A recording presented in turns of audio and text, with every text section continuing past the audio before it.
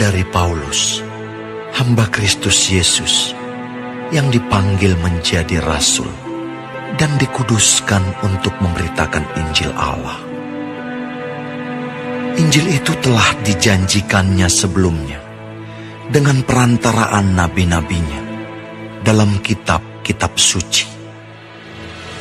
Tentang anaknya yang menurut daging diperanakkan dari keturunan Daud, dan menurut roh kekudusan dinyatakan oleh kebangkitannya dari antara orang mati, bahwa ia adalah anak Allah yang berkuasa, Yesus Kristus Tuhan kita.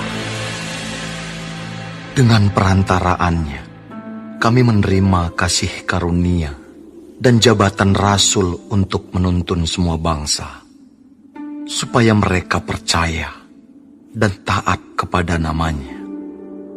Kamu juga termasuk di antara mereka. Kamu yang telah dipanggil menjadi milik Kristus. Kepada kamu sekalian yang tinggal di Roma, yang dikasihi Allah, yang dipanggil dan dijadikan orang-orang kudus, kasih karunia menyertai kamu, dan damai sejahtera dari Allah, Bapa kita, dan dari Tuhan Yesus Kristus. Pertama-tama aku mengucap syukur kepada Allahku oleh Yesus Kristus atas kamu sekalian, sebab telah tersiar kabar tentang imanmu di seluruh dunia. Karena Allah yang kulayani dengan segenap hatiku dalam pemberitaan Injil anaknya adalah saksiku, bahwa dalam doaku aku selalu mengingat kamu. Aku berdoa, semoga dengan kehendak Allah, aku akhirnya beroleh kesempatan untuk mengunjungi kamu. Sebab aku ingin melihat kamu untuk memberitakan karunia rohani kepadamu, guna menguatkan kamu, yaitu supaya aku ada di antara kamu dan turut terhibur oleh iman kita bersama, baik oleh imanmu maupun oleh imanku. Saudara-saudara, aku mau supaya kamu mengetahui bahwa aku telah sering berniat untuk datang kepadamu.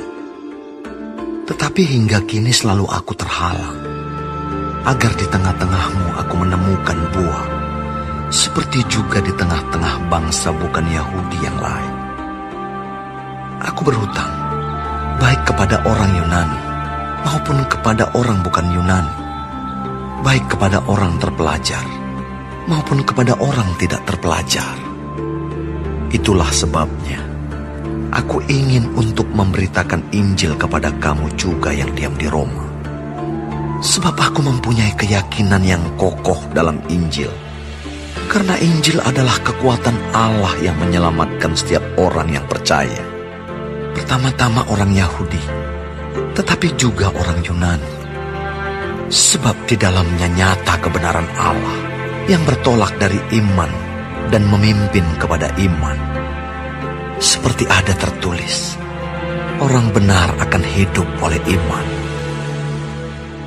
Sebab murka Allah nyata dari surga atas segala kefasikan dan kelaliman manusia yang menindas kebenaran dengan kelaliman. Karena apa yang dapat mereka ketahui tentang Allah nyata bagi mereka, sebab Allah telah menyatakannya kepada mereka. Sebab apa yang tidak nampak daripadanya, yaitu kekuatannya yang kekal dan keilahiannya, dapat nampak kepada pikiran dari karyanya sejak dunia diciptakan, sehingga mereka tidak dapat berdalih. Sebab sekalipun mereka mengenal Allah, mereka tidak memuliakan Dia sebagai Allah atau mengucap syukur kepadanya. Sebaliknya, pikiran mereka menjadi sia-sia dan hati mereka yang bodoh menjadi gelap. Mereka berbuat seolah-olah mereka penuh hikmat, tetapi mereka telah menjadi bodoh. Mereka menggantikan kemuliaan Allah yang tidak fana dengan gambaran yang mirip dengan manusia yang fana, burung-burung, binatang-binatang yang berkaki empat, atau binatang-binatang yang menjalar.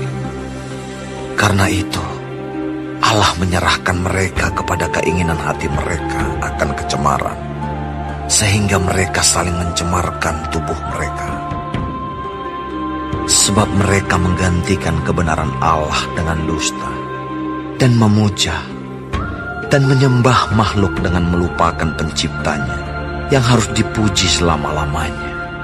Amin.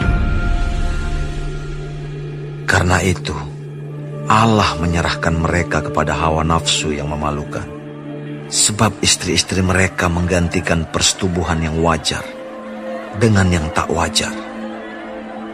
Demikian juga suami-suami meninggalkan persetubuhan yang wajar dengan istri mereka dan menyala-nyala dalam berahi mereka seorang terhadap yang lain, sehingga mereka melakukan kemesuman laki-laki dengan laki-laki. Dan karena itu, mereka menerima dalam diri mereka balasan yang setimpal untuk kesesatan mereka. Dan karena mereka tidak merasa perlu untuk mengakui Allah, maka Allah menyerahkan mereka kepada pikiran-pikiran yang terkutuk, sehingga mereka melakukan apa yang tidak pantas, penuh dengan rupa-rupa kelaliman, kejahatan, keserakahan dan kebusukan, penuh dengan dengki, pembunuhan, perselisihan, tipu muslihat dan kefasikan. Mereka adalah pengumpat, pemfitnah, pembenci Allah, kurang ajar, congkak, sombong, pandai dalam kejahatan, tidak taat kepada orang tua, tidak berakal, tidak setia, tidak penyayang, tidak mengenal belas kasihan. Sebab walaupun mereka mengetahui tuntutan-tuntutan hukum Allah, yaitu bahwa setiap orang yang melakukan hal-hal demikian patut dihukum mati, mereka bukan saja melakukannya sendiri, tetapi mereka juga setuju dengan mereka yang melakukannya.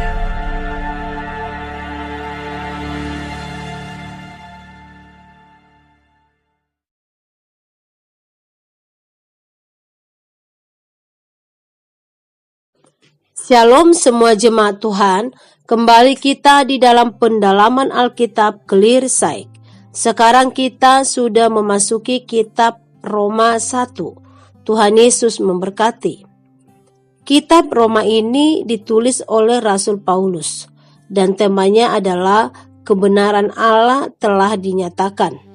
Di dalam ayat 1-7 salam. Paulus bukanlah pendiri jemaat di Roma. Maka dengan itu di awal suratnya ini, ia memperkenalkan dirinya terlebih dahulu. Paulus menyebut identitas dirinya sebagai hamba dan Rasul Kristus. Identitas itu dia miliki bukan karena keinginan sendiri, melainkan karena ia dipanggil dan dikuduskan untuk itu. Sebagai Rasul, Paulus bertugas untuk memberitakan Injil Kristus. Dialah anak Allah yang berkuasa, yang bangkit dari antara orang mati. Paulus bertugas untuk menuntun semua bangsa agar percaya dan taat kepada Kristus, termasuk di dalamnya adalah orang-orang Roma. Meski Paulus tidak mengenal jemaat di Roma sebelumnya, tetapi pemahaman akan tugasnya sebagai rasul membuat Paulus tidak sungkan menulis surat kepada mereka untuk menyampaikan pengajarannya. Hati Paulus sebagai hamba Kristus membuat ia merasa berkepentingan untuk melayani mereka. Hati sebagai hamba Kristus seharusnya bukan hanya dimiliki Paulus, kita pun harus memiliki hati yang seperti itu. Sebagai orang percaya, kita semua menerima mandat untuk melayani orang lain agar mereka tertarik untuk menjadi murid Kristus. Di dalam ayat 8-15, Paulus ingin ke Roma. Paulus tidak mengenal jemaat Roma secara pribadi, tetapi Paulus ingin bertemu dengan mereka. Paulus bersyukur kepada Tuhan atas iman mereka. Paulus ingin menguatkan mereka. Paulus merindukan persekutuan yang terjalin baik dengan mereka. Paulus ingin menguatkan iman mereka melalui karunia rohani yang dia miliki. Paulus diberkati dengan jemaat di Roma. Jemaat di Roma pun diberkati oleh Paulus. Itulah pelayanan seorang hamba Tuhan, juga butuh untuk dikuatkan, butuh untuk dihibur, dan butuh menjadi bagian dari suatu komunitas yang saling membangun di dalam Tuhan dan untuk memuliakan Tuhan. Di dalam ayat 16-17, Injil itu kekuatan Allah. Injil adalah berita tentang kasih dan kebenaran Allah. Hidup manusia berdosa akan berujung kepada kebinasaan karena dosa membuat manusia berada di bawah murka Allah. Siapakah yang dapat menyelamatkan? Tidak ada selain Allah sendiri yang telah mengutus anaknya yang tunggal untuk menyelamatkan manusia. Hanya bila manusia mau beriman kepada Tuhan Yesus Kristus, barulah manusia bisa diselamatkan. Jadi, Injil itu adalah berita baik yang memimpin setiap orang ke dalam hal yang benar. Berita itulah yang disampaikan Paulus kepada jemaat di Roma. Di dalam ayat 18-32, hukuman Allah atas kefasikan dan kelaliman manusia. Hidup fasik menuju kepada kebinasaan. Dosa adalah menindas kebenaran yang sudah dinyatakan Tuhan dan dengan sengaja melakukan kejahatan. Sengaja berbuat dosa berarti melawan Tuhan. Semakin berdosa, semakin orang tersebut mematikan kesadaran akan kebenaran Tuhan di dalam hatinya. Akibatnya ia akan semakin jahat.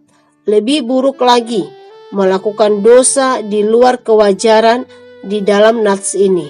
Penyembahan berhala, zina, mencemarkan tubuh mereka, mencintai sesama jenis, dan banyak hal lagi.